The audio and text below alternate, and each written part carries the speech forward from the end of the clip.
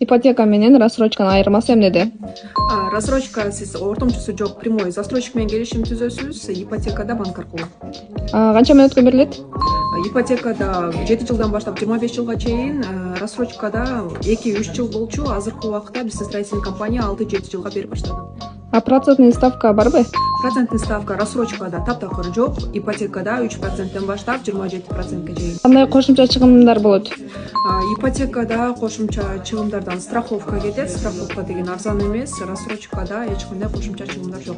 Гражданствочу? Ипотекада гражданство каралат, сөзсүз түрдө, рассрочкада эч айырмасы жок.